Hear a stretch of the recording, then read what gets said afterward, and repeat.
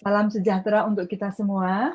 Yang terhormat Pak Dirjen, Pak Wikan, Pak Direktur, Pak Bakrun, serta Bapak-Bapak, Ibu-Ibu, para kepala sekolah, dan peserta pertemuan pada siang hari ini.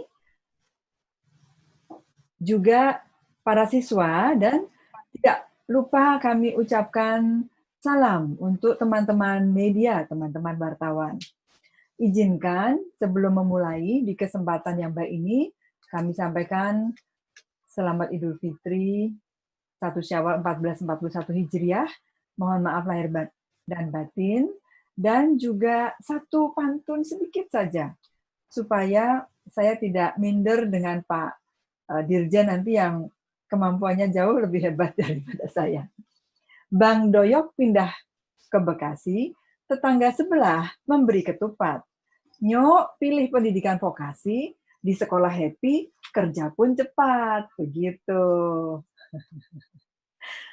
Kemudian kami ingin mengundang Pak Dirjen, tapi suaranya sepertinya belum di-unmute ya. Oke. Pak Wikan, Ya, apa kabar Pak Wikan? Apa kabar Bu Tari? Terima kasih. Alhamdulillah. Baik. Assalamualaikum warahmatullahi wabarakatuh. Waalaikumsalam. Salam sejahtera, salam kebaikan untuk Ibu dan Bapak, dan terutama adik-adik SMK hebat semuanya. Pantunya nanti atau sekarang, Bu, saya. Baik. Kita supaya semangat, Pak, izin saya ajak semuanya untuk mengacungkan SMK hebat, begitu ya. 1, 2, 3, kita acungkan tangan, SMK hebat. Ya. Baik, nah pertanyaan pertama ini Pak, pada tanggal 31 Desember 2019, menjelang detik-detik silamnya tahun yang lalu, ternyata ada keputusan besar dari Kementerian Pendidikan dan Kebudayaan, yaitu membuat Direktorat Jenderal Pendidikan Vokasi yang menggabungkan perguruan tinggi vokasi, kemudian SMK, serta lembaga kursus dan pelatihan. Nah, Bapak ditunjuk sebagai Direktur Jenderal yang baru, yang bekerjanya mulai efektif 2 Januari. Apa, Pak, tujuan dari penyatuan ini semua? Keuntungan apa kira-kira yang bisa didapat bagi adik-adik semuanya? Ya. Baik, terima kasih Bu Tari. Sebelumnya, perkenankan kami mengucapkan selamat Idul Fitri. Minal aidin wal faizin, mohon maaf lahir dan batin. Ikan hiu, ikan sepat.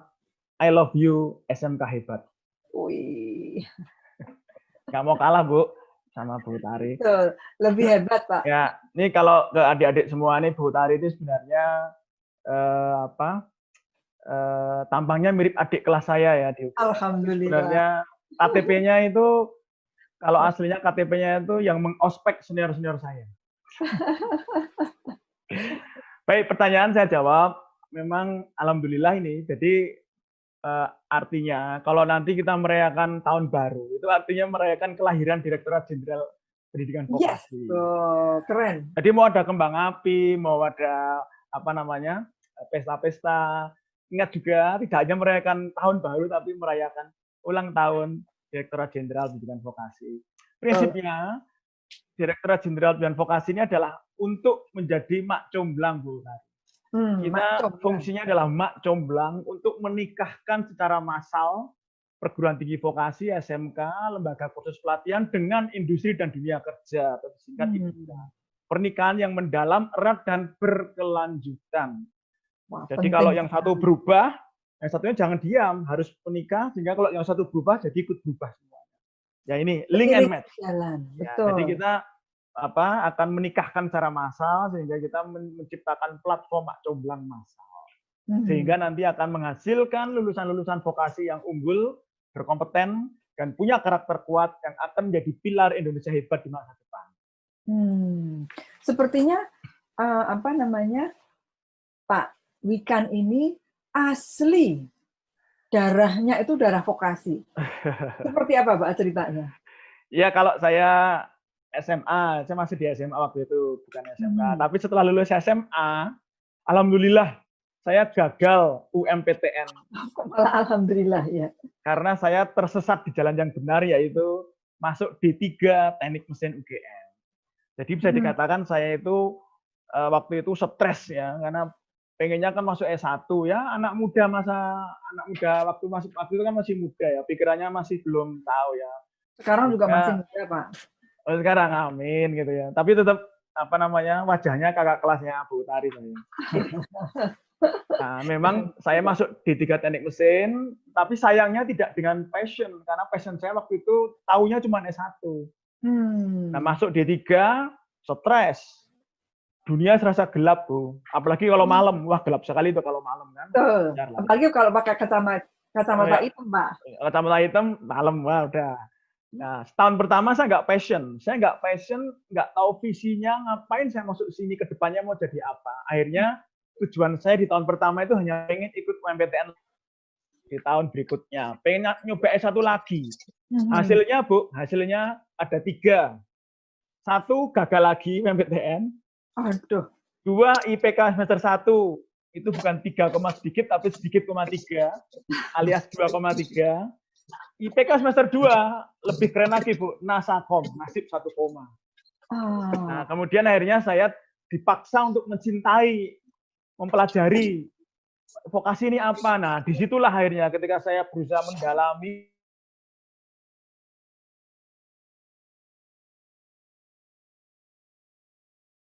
satu, alhamdulillah saya bisa lulus D3 itu lumayan, Bu, dari Nasakom jadi 4 besar IPK, lanjut S1 di UGM, S2, kemudian S2 terapan di Belanda dan Jerman, pakai beasiswa pemerintah Belanda. S3 saya dapat beasiswa penjajah lagi dari Jepang, S3 juga terapan juga. Jadi the power of love, passion, visi, keyakinan, kecintaan, itu yang membuat saya makin mencintai vokasi dan tak terkendali, Bu, cinta saya pada vokasi ini. Saya kemudian pulang dari Jepang, mengelola vokasi UGM. Posisi kemarin saya dekan vokasi UGM, nyambi YouTuber juga. Terus akhirnya Mas Menteri kok cocok nih dengan kecintaan saya pada vokasi. Nah, sekarang saya diminta Mas Menteri untuk, ayo Mas Wikan, cintailah, kembangkan dengan cinta yang Mas Wikan untuk vokasi Indonesia, termasuk SMK. Sepertinya seperti luar biasa nih ceritanya. Sepertinya Pak Wikan ada PowerPoint-nya Bapak yang menceritakan mengenai the power of love ini ya. Mas Habib mungkin bisa menampilkan sejenak ya. Oke. PowerPoint-nya, satu PowerPoint. Sudah tampilkah? Soalnya di layar saya adanya ini. Kalau gitu kita sambil teruskan pertanyaan berikutnya ya Pak. Soalnya banyak nih tirik-tirik pertanyaannya. Siap. Nah, kalau tadi the power of love membuat Bapak akhirnya bisa mengubah sesuatu yang tadinya bukan pilihan utama menjadi sesuatu yang luar biasa, bahkan berakhir dengan pendidikan S3 dalam bidang terapan juga. Berarti cara ini bisa diikuti oleh adik-adik semua. Gitu ya Pak ya? Insya Allah harus lebih baik. Harus lebih baik ya. Yang kira-kira bisa membuat adik-adik lulusan SMK itu sukses di dunia kerja dan dunia industri itu apa Pak? Ya. Jadi ketika tadi saya sudah tahu passion saya, ternyata cocok dengan vokasi, passion ya. Kemudian ada fokus kecintaan, kemudian paham masa depan. Akhirnya apa? Muncul kompetensi pada diri saya. Dan inilah yang harus ada di diri adik-adik SMK. Kompetensi. Itulah yang membuat adik-adik akan sukses di masa depan. Kompetensi itu artinya adalah aku bisa apa. Jadi kalau nanti adik-adik lulus dari SMK, itu kalau adik menyatakan saya kompeten, I am kompeten, maka adik-adik harus mampu menyatakan ke industri dan dunia kerja, aku bisa apa dan aku mampu apa. Kalau adik-adik lulus dari SMK itu hanya dengan ijazah tanpa kompetensi, saya kasih catatan ya, ijazah, tapi nggak ada kompetensi karena nggak ada passion, nggak ada fokus, akhirnya cuma dapat ijazah, itu artinya aku sudah belajar apa. Itu beda, yang nggak diinginkan industri dan dunia kerja. Industri pengennya nasi pecel spesial, yaitu aku bisa apa. Kalau adik-adik datang ke industri, ini aku sudah masak nasi nasi garam pakai kecap gitu. Industri nggak pengen. Industri nggak butuh hanya aku sudah belajar apa, tapi aku bisa apa. kompetensi. Itu yang dibutuhkan oleh adik-adik untuk menjadi sukses di masa depan. Satu, passion, lalu tahu yang diinginkan berarti. Ya, visi ke depan itu, profesinya itu apa ya, cocok enggak. Setelah itu kerja keras, komitmen, dan menjadi belajar sepanjang hayat. Untuk menjadi kompeten. Nah, kalau lebih detail, skill apa saja Pak yang diperlukan? Karena tahun 2020, soft skill itu juga sudah berubah dengan soft skill yang untuk tahun 2030. Lebih banyak kreativitas. Menurut UNESCO, lebih banyak kreativitas dan problem solving yang diperlukan. Bagaimana itu, Pak? Betul sekali, Bu Tari. Betul sekali. Jadi adik-adik SMK hebat yang saya doakan terus panjang hayat, jauh lebih bahagia dan sukses pada saya. Kompetensi itu berisi 1 hard skill, 2 soft skill. Dikalikan karakter, attitude. Ya, saya ulangi lagi. Hard skill dan soft skill itu harus imbang. Hard skill itu ya kalau misalnya ngelas, bubut, gambar, drawing, dan sebagainya. Soft skill ini kemampuan berkomunikasi, kemampuan presentasi, teamwork, dan sebagainya. Nah, ini semua fungsinya adalah penambahan dikalikan karakter. Jadi kalaupun sehebat apapun tapi karakternya jelek, tidak jujur, ya kejujuran itu penting, well-being, sikap, pantang menyerah, bekerja keras itu adalah pengalih utama. Nah, soft skill saya tadi kembali ke Bu Tari. Soft skill inilah yang akan everlasting, adik-adik. Kalau hard skill, adik-adik menguasai teknologi masa kini, 5 tahun lagi mungkin sudah berubah teknologinya. Nah, itulah yang diharapkan adik-adik menjadi pembelajar sepanjang hayat. Tenang, kalau ada adik-adik passion, adik-adik mencintai bidangnya, maka adik-adik akan terus belajar hard skill ini. Nah, soft skill ini akan lebih everlasting, lebih long lasting. Dia yang akan membimbing ini dengan kemampuan komunikasi, teamwork, dan sebagainya. Masa depan itu kekuatannya ada di soft skill, tapi hard skill jangan lemah. Tapi ingat, hard skill itu tidak akan bertahan lama. Ini harus terus diupdate. Ini pun juga. Itu adalah kompetensi. Ya. Nah, rupanya Pak, kalau kita punya soft skill, itu bisa menambah daya jual dari hard skill yang selalu kita perbaiki ya Pak ya. Ya. Dalam hal ini, karena meskipun baru beberapa hari saya diajak bergabung untuk syawalan ini, kalau boleh saya ungkapkan dari hati yang terdalam itu, kami juga siap membantu untuk melatih soft skill adik-adik di SMK. Ya. Dan pertanyaan berikutnya Pak, kalau ini suatu proses yang harus dimulai dari cinta, seperti orang passion. Jadi kalau ibaratnya tuh passion itu ngimpi pun bisa melakukan hal tersebut, sampai terbawa mimpi ya Pak ya. Nah, kalau bisa mencapai level kompeten, karena kan orang kita itu dan di pendidikan kita saat ini masih bahwa orang kalau bisa belajar semua, jack of all trades, bisa semua tetapi sedikit-sedikit.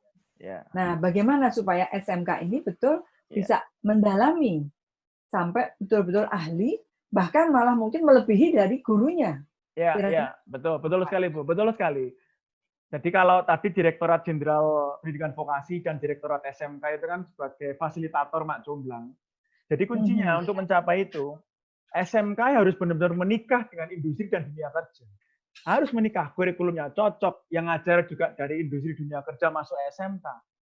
Magang, prakerin, sertifikat kompetensi, penyerapan lulusan, itu dirancang bersama dengan pernikahan tadi. Jadi syaratnya SMK biar bisa menghasilkan lulusan yang kompeten, itu syarat pertama adalah SMK harus betul-betul menikah.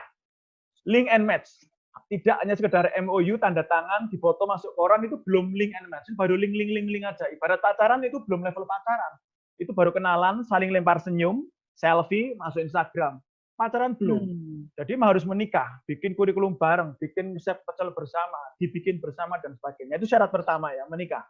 Sehingga kita benar-benar mendorong pernikahan massal. Kedua, mindset itu harus berubah. guru-guru SMK, kepala sekolah SMK, itu benar-benar harus punya mindset menjadi agen perubahan dan pemimpin perubahan itu. Saya berharap kepala sekolah SMK dan guru SMK itu segera menjelma menjadi Sir Alex Ferguson. Sehingga bisa menciptakan Cristiano Ronaldo sebanyak-banyaknya. Alex Ferguson itu ngajarin Ronaldo nendang bola enggak? Enggak. Dia menjadi coach yang bisa mengembangkan bakat, minat, passion si Ronaldo itu sehingga dia bisa berlatih sendiri terus. Berlatih mandiri, belajar terus. Dia pagi datang terus menendang bola, ikut strateginya Alex Ferguson. Mohon maaf adik-adik yang enggak suka MU, mohon maaf. Ini contohnya MU. Kalau yang suka City ya bolehlah Pep Guardiola. Atau yang suka Chelsea, maaf Chelsea mungkin baru turun ini ya. Jadi nggak saya kasih contoh Chelsea, apalagi Arsenal, mohon maaf. Intinya apa? Guru-guru SMK itu kadang harus bisa menjadi guru, to teach. Dia menjadi mentor. Kadang-kadang dia bisa menjadi coach, to coach. Menggali bakat, minat, kekuatan di bawah dasar alam bawah sadar anak-anak SMK. Menjadi kakak, menjadi orang tua, menjadi teman. Nah ini semua harus mampu diperankan oleh itu tadi guru-guru SMK yang nanti menjelma menjadi Sir Alex Ferguson. Dan juga nanti ya itu tadi kepala sekolah harus juga dia mau dinikahkan dengan industri. Ya mungkin itu Bu Tari untuk jawaban pendek saja saya. Baik, terima kasih banyak. Intinya gini, mungkin saya nambahin intinya gini. Sehingga kalau adik-adik masuk ke SMK itu jangan terpaksa. Bagi saya Bu Tari, tidak ada prodi suram di dunia ini.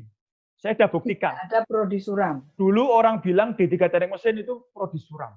Oh, enggak favorit itu. Salah. Prodi itu suram kalau masuk ke sana tanpa passion, tanpa visi, tanpa komitmen dan kerja keras. Mau prodi apapun, mau kedokteran, mau D3 mesin, mau psikologi, atau mau D4 apapun, D3 apapun, prodi itu pasti suram. Kalau masuk ke sana itu nggak pakai passion, visi, dan komitmen belajar keras. Jadi tidak ada prodi suram.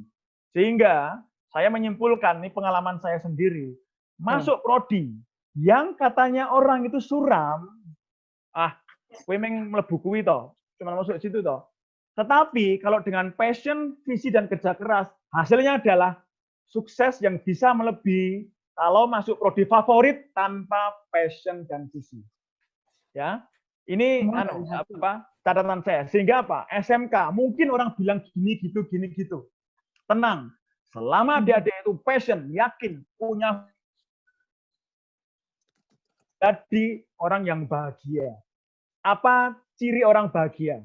Salah satunya adalah adik-adik akan bekerja pada profesi yang sesuai passion dan kompetensinya.